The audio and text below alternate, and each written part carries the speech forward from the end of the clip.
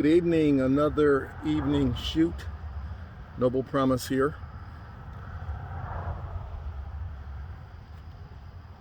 The water, the hills, the setting.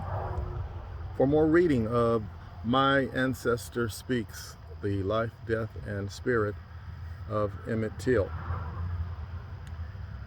So far, every day during this month of July, there has been a reading. That's, at this point, 10 days in a row.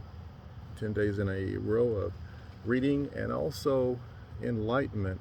As an author, I get a lot from these readings. And reading your manuscript aloud is a very positive exercise. Getting comments from others is also a very outstanding thing. So feel free to comment. We will read some of My Ancestor Speaks, Chapter 2. And another thing, I think that this effort has legs. What do I mean by that? I think that, like me, having encouraging words from others to go ahead and complete this authorship journey was a very positive kind of encouragement. And I think there are people out there that may have stories to tell, but they just haven't jump-started that act of sitting down, drafting, or in my case, drafting as in an outline, not making an outline, but I went the Pantser method. The Pantser method basically means that you are writing by the seat of your pants. You have a lot on your mind and you just start writing, and it all comes together in the end. And then the outline method, where you are basically following the classic guidelines of writing down bullet points that turn into parts of a chapter. And eventually you'll have a number of different chapters. A mixture of Pantser and outline style. It may not be my invent, but I didn't hear anyone talking about starting out as a Pantser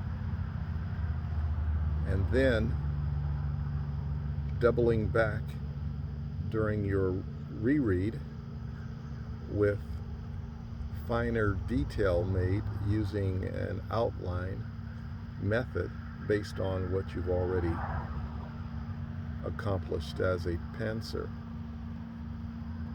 And while having those outlined bullets per chapter, they become embellished with more Pantser method. Let's start with some reading of My Ancestor Speaks, Chapter 2.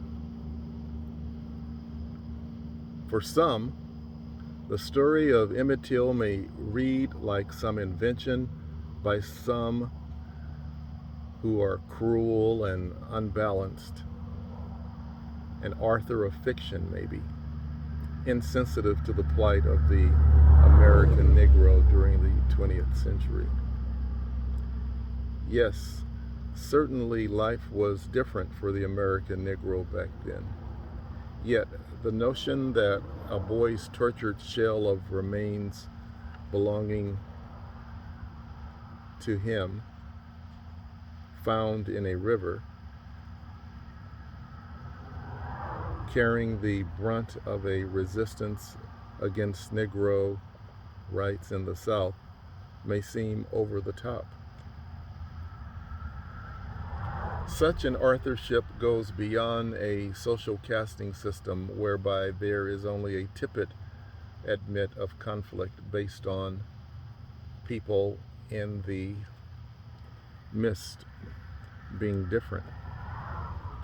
So, would the story of Emmett Till be but fiction, and authorship so lowly as to inflict upon hearts and minds of its readers an episode dastardly as the murder of an innocent boy for readership alone?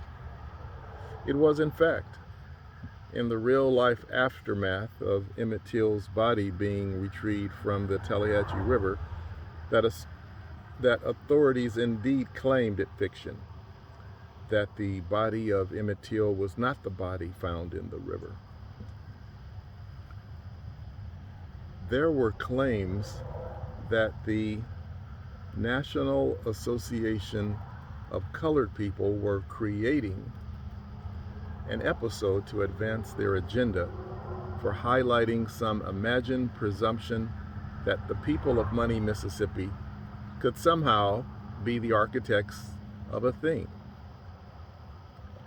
Let me stop there and just discuss a bit. At the beginning, as I'm reading this, for me, it's been several weeks that I've gone over this particular chapter, and the weaving of ideas within that chapter were well intended to be as further reading revealed. But admittedly, as I started to read, for some, the story of Emmett Till may read like some invention by some cruel and unbalanced author of fiction. That's the proper reading of the intent of that sentence, albeit I do see some distractive typos within that sentence. Reason for my hesitation during the beginning, and then it follows with insensitive to the plight of the American Negro during the 20th century. So there is a point of reference here to the horror of the Emmett Till story being such that it had to have been fiction, and the claims by those from Money, Mississippi were that the NAACP was likened to an author, a rumor being put out by some gossipy person who didn't know the facts,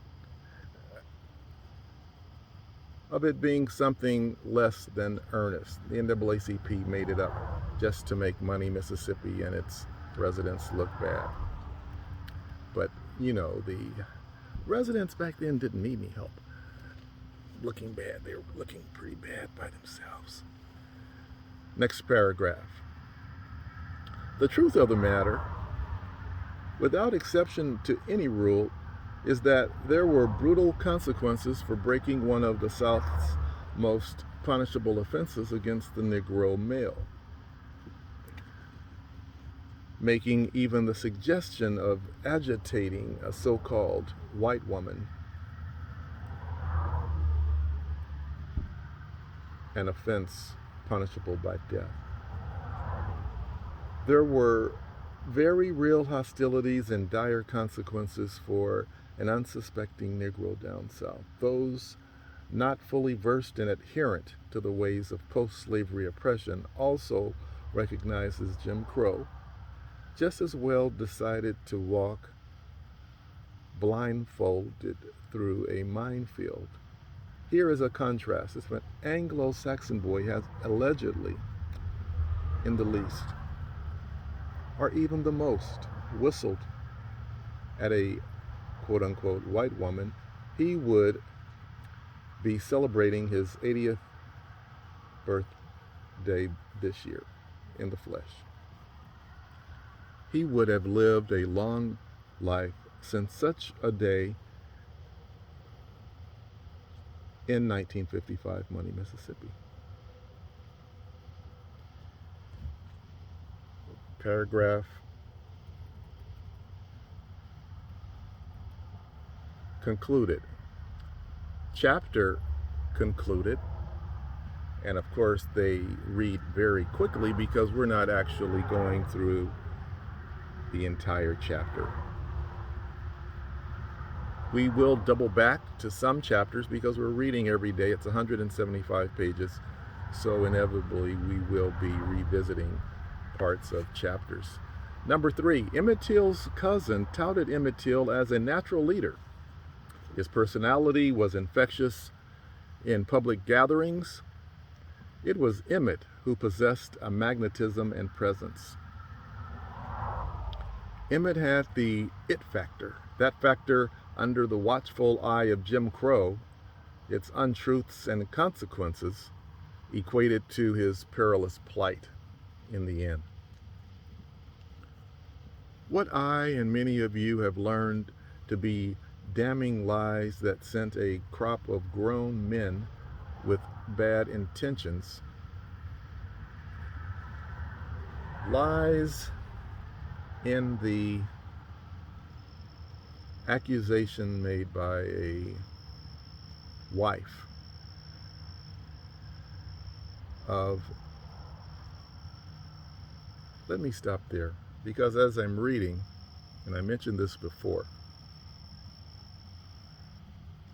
there is a part of me that is denying or wanting to deny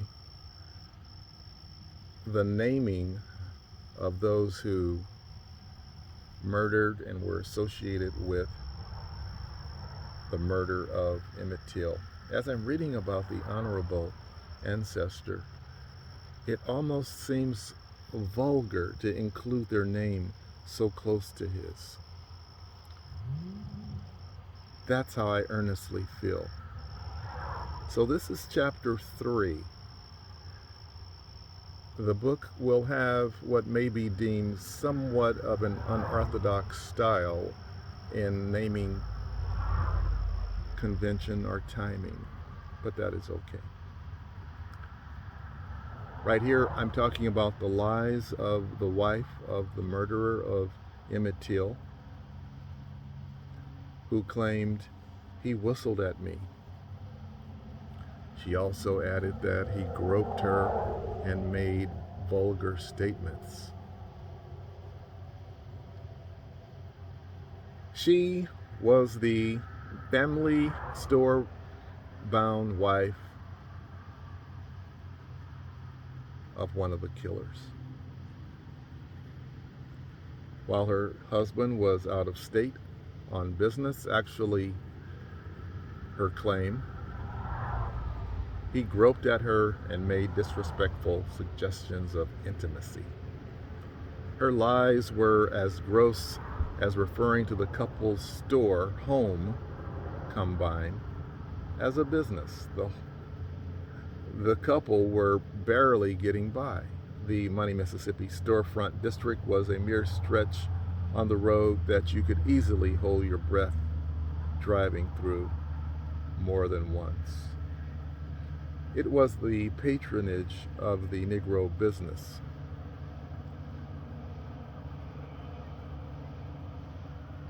that helped to keep the store afloat.